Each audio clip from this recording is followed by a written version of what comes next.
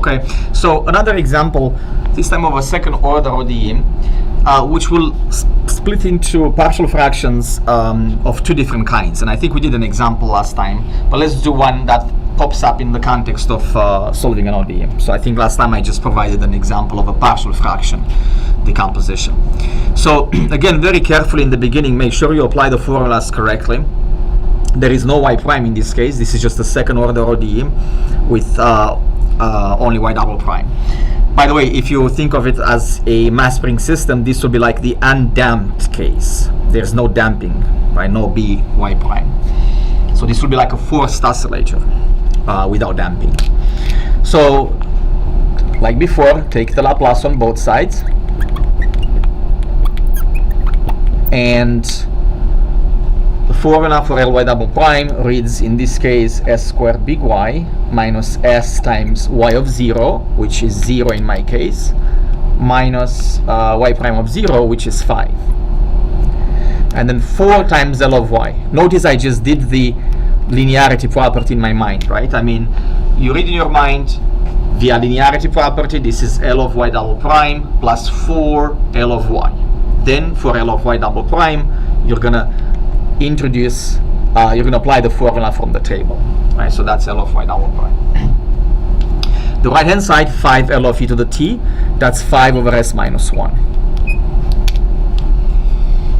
So then again the algebra to find y. Big Y factors into s between s squared plus 4. 5 is on the right hand side, so that's 5 plus 5 over s minus 1.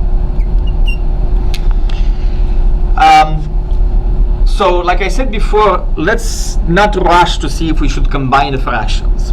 And you'll see in this case actually you should combine them, but let's see why that's the case. So first of all, just like before, divide by s squared plus 4 just to isolate big Y.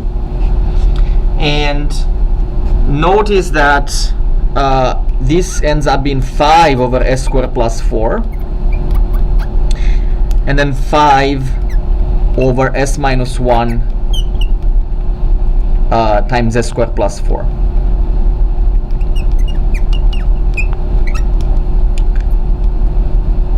Okay, so in this case it's probably better to combine them because you have to split this fraction into partial fractions anyway.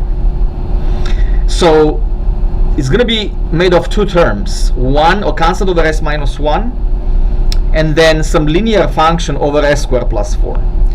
But that linear function will have a constant over s squared plus 4, which will have to be combined with this anyway. So I mean, if you keep them separate, you're not going to save anything. I mean, you still have to do partial fraction decomposition. That's unavoidable. This may fit the table, but this doesn't, so you still have to do the split. You might as well do it for a single fraction together because you're going to have another term like this anyway. So I would combine it in this case. In that case, it means that I multiply the first fraction by s minus 1, because the common denominator is s minus 1 times s squared plus 4.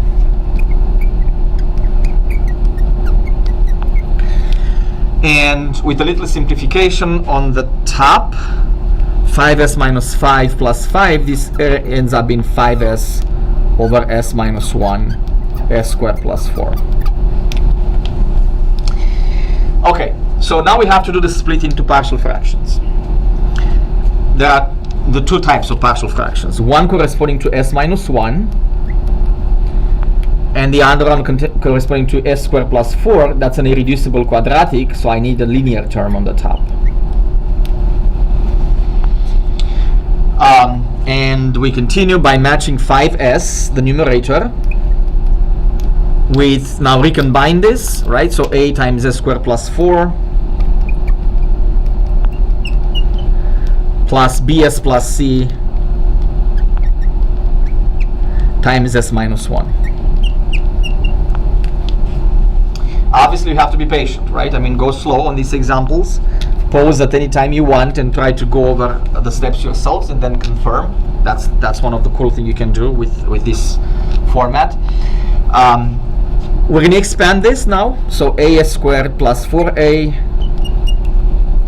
and bs squared minus bs plus cs, and then minus c.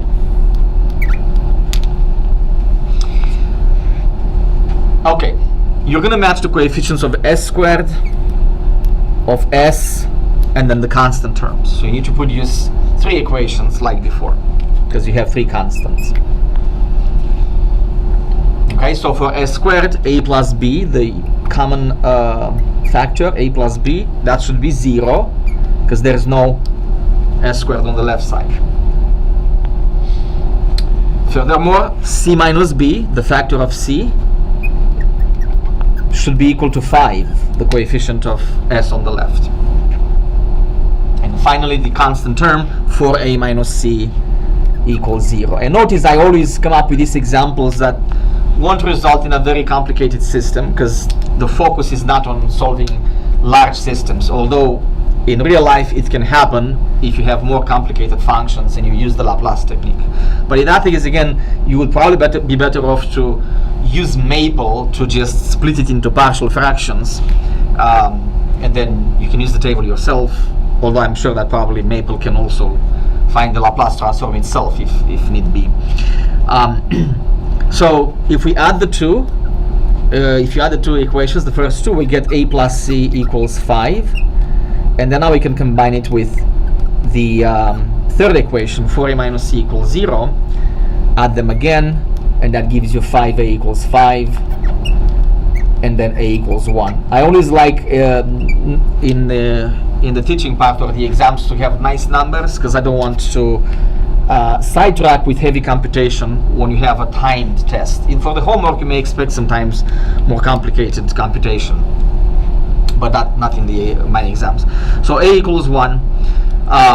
You can plug it in the first. That's 1 plus c equals 5. So c equals 4.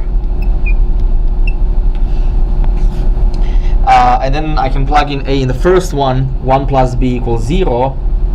And that gives me b equals minus 1. Okay, so now we are almost ready to actually find finally the solution by taking the inverse Laplace of big Y.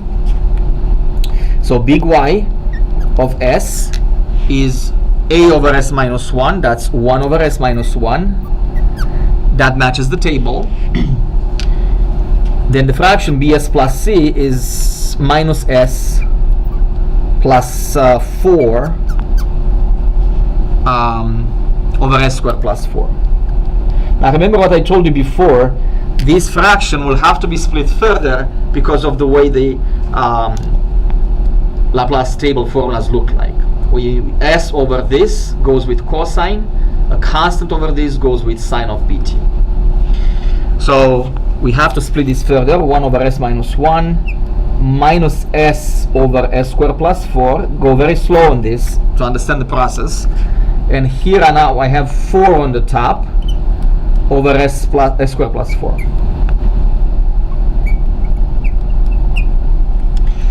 Go very slow because you have to make sure you understand which part fits the table or which part still needs a little bit of modification before you apply the formula in the table. 1 over s minus 1 fits the formula right away. S over s squared plus 4, notice fits immediately, where is it, cosine of bt. Okay, and by the way, b is equal to 2 in my case, right, in that formula. Over here I have 4 over s squared plus 4. This goes with sine, but again be careful, I need b on the top, and because b is 2, I need 2 on the top, and I have 4. So remember what you do usually, I mean, you can move a 2 factor over here and leave only 2 on the top, or if you remember the overall process, you just multiply and divide by what you need, and then remove all the constant out when you take the inverse Laplace. So this 4 over 2 comes out when you use the linearity property. Okay, so multiply and divide by what you need, so that you won't change that expression. So now when we apply the linearity property, we have, let's actually do it in one intermediate step. So little y would be the inverse of 1 over s minus 1 minus the inverse of s over s squared plus 4.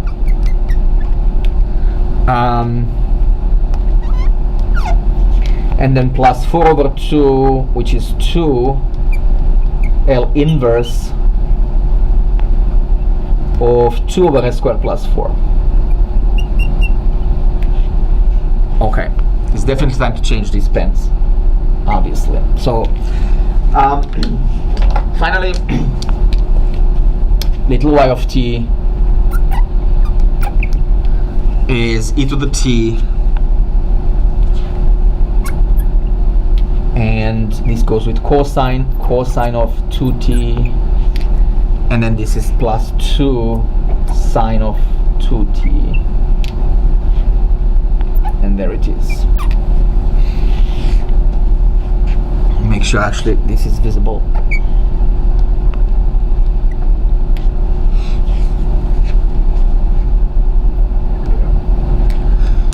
Okay, so I think that's it for this this class. Again, not to worry too much. 8.3 is the longest section actually in the class, in the textbook. So the next lecture on the Laplace transform. But I want to make it clear why that's the case. It's not because it's extremely hard to understand. It's just that it packs lots of new concepts in the single section. That's why it's kind of unusual. So to summarize it a little bit, it contains teaching of two special functions that actually justify the Laplace transform. One of them is the step function, which is a very nice tool that handles all types of discontinuous functions, jump discontinuity. So if you have basically a function with multiple inputs, like a typical discontinuous functions with jump discontinuities, like a seesaw, for instance, or the functions with gaps, you know, at different points in time, the step function is a very nice standard way to handle those types of those functions. Then you have the delta function, or the so-called unit impulse function. That is a formalization of a process that appears in physics, basically, which requires a tool that doesn't look like a typical function. So we call it a function for lack of a better term, but the impulse unit function is really a more general type of function, so to speak, that describes a physical process which occurs over an instant period of time. So time interval that shrinks to 0, essentially. So you have these two special tools, and then the question is, how do we solve differential equations that contain these tools? That part actually is going to be very straightforward because it follows the same process, but along the way you will see that it will require a special formula in that Laplace table called the Delay Theorem. So there are essentially three major things that you need to handle and to understand how it works to absorb the material on that section: the delta function, the step function, and the delay theorem, which is a special formula for taking the Laplace transform. So you need to take your time with that section, at least 2 days, and of course go slow when you absorb the material. So that's it for today. I'll see you later.